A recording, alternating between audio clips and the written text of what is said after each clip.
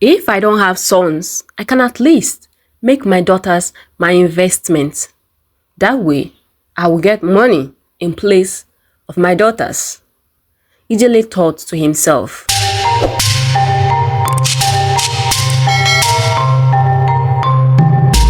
Once upon a time, in a beautiful village called Ajazi village, there lived a man named Ijele. Ijele was feared by many villagers. He was once a warlord who won many battles for the village, and to crown it up, he had a very scary face and a hot temper. Ijele had two daughters who he considered as his investment, and they were so beautiful, just like the brightest stars. Their skin glows, but there was a big problem. Even though many boys were dreaming of being their husbands, none dare come close, and it's because of Ijele, their father, who was very difficult to deal with. If you must marry any of his daughters, you must have money and lots of it. Somma, the eldest of his daughters, was as kind as the morning sun and gentle like a cool breeze. She had a heart full of love and hands ready to help anyone in need.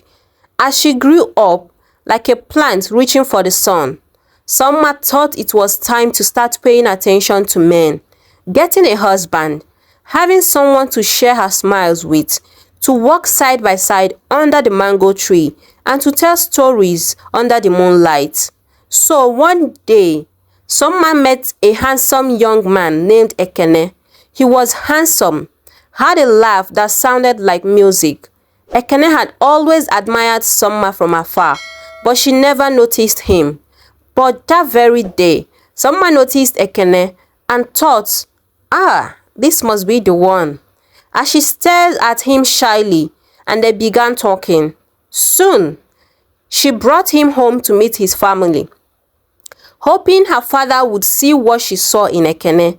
But oh no, Ijele did not like him one bit, and he did not even hide it. He didn't come with a car or dressed in an expensive attire, Ijele thought.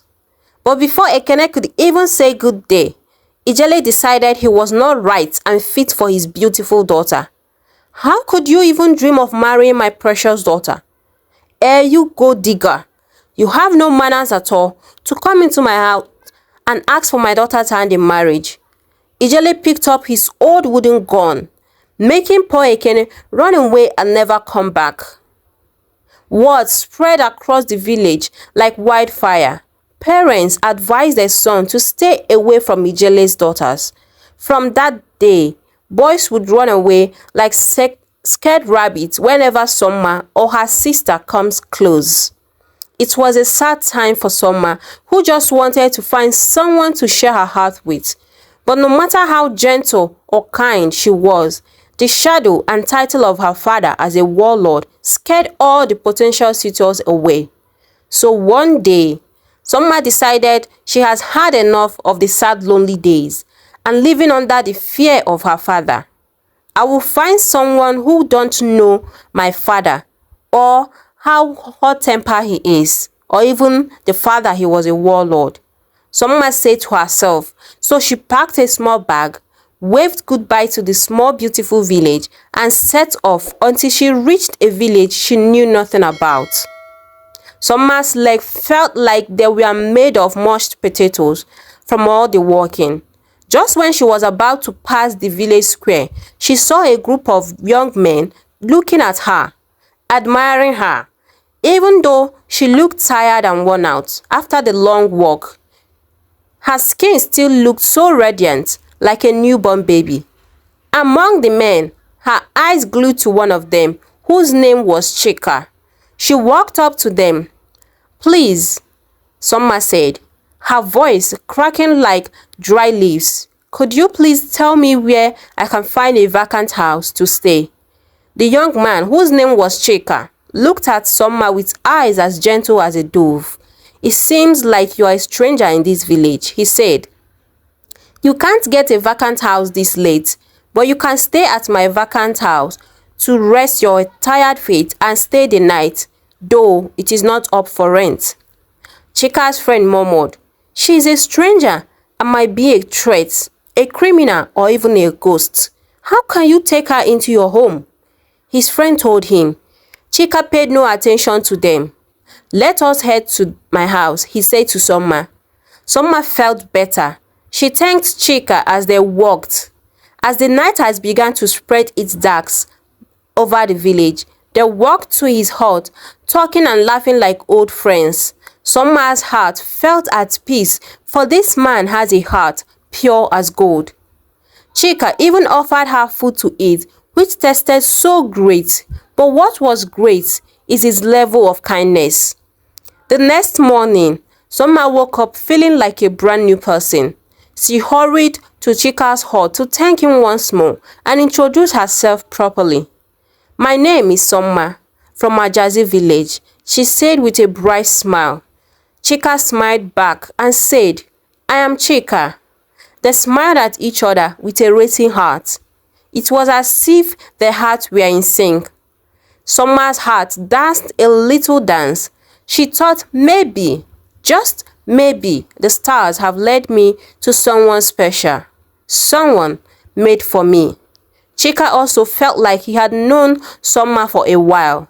The connection was so amazing and magical, something to die for.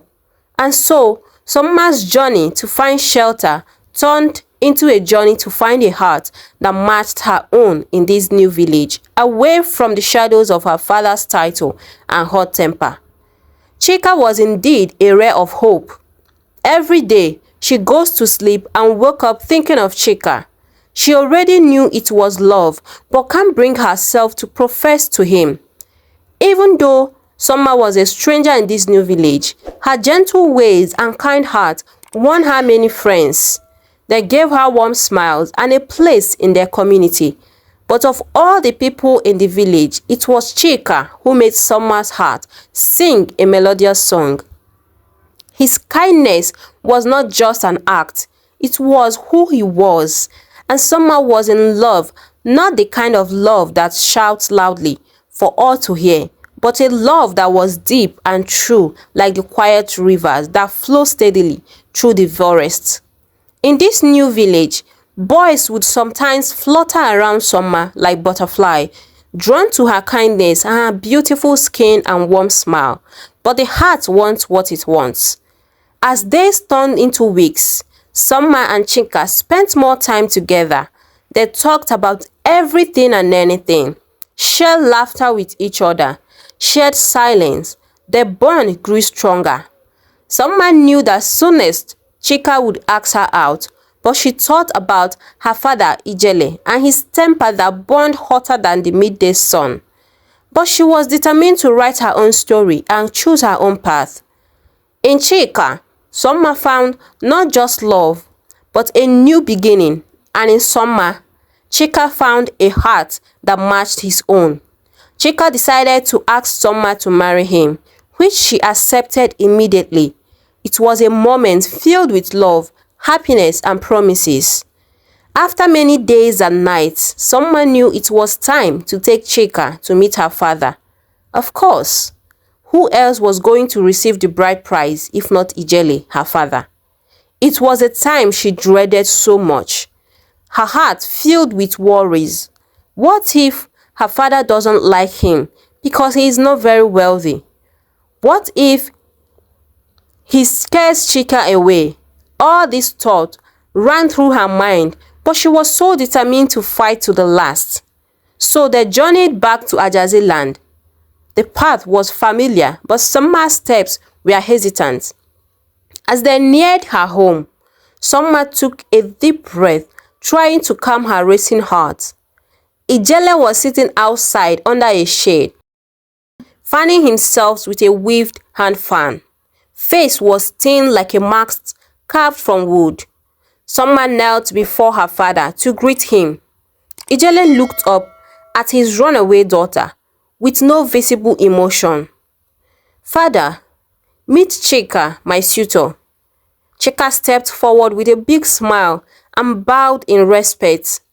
"Good day, sir," Chika said. Immediately, Ijele's face changed as he looked at Chika from head to toe, taking in his dressing and all his appearances. He smiled and welcomed Chika. "Welcome to my family," he said. Somma was so surprised at the turn of the events.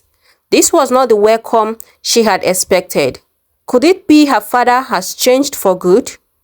She thought. She watched, puzzled and relieved as her father and Chika talked like father and son. Somma fell more in love with Chika. It was as if his presence changed Ijele.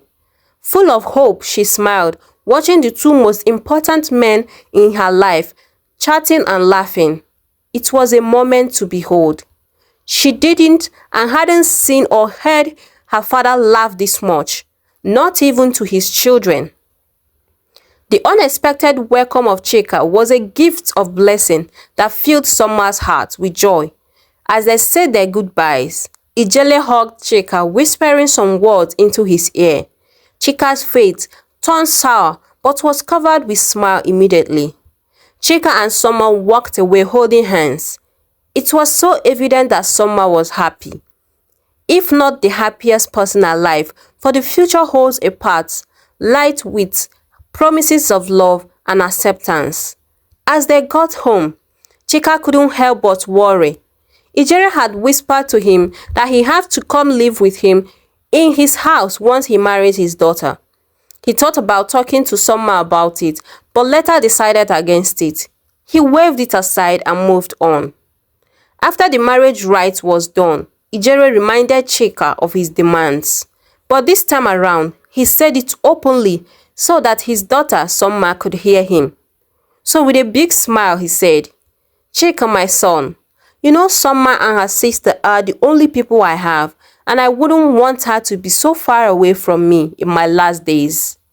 As I am sick and not sure of how long I will live.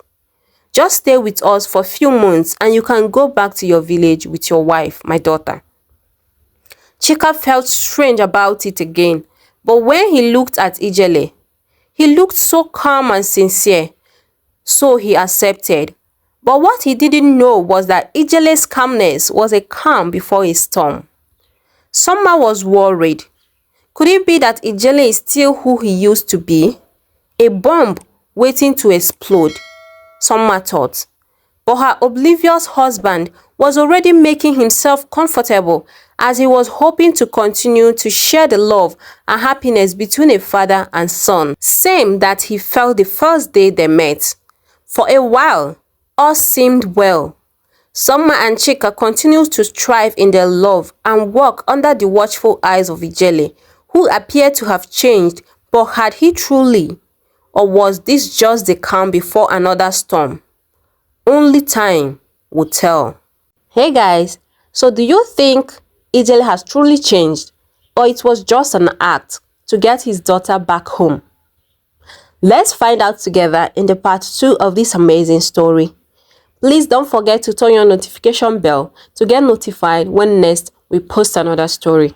To my returning subscribers, you guys are amazing. And to my new subscribers, you are welcome to the family, and love leads here. Please love, subscribe, share and like the video, for it helps us and it acts as an encouragement to do more. Until we come your way next time, bye and stay blessed.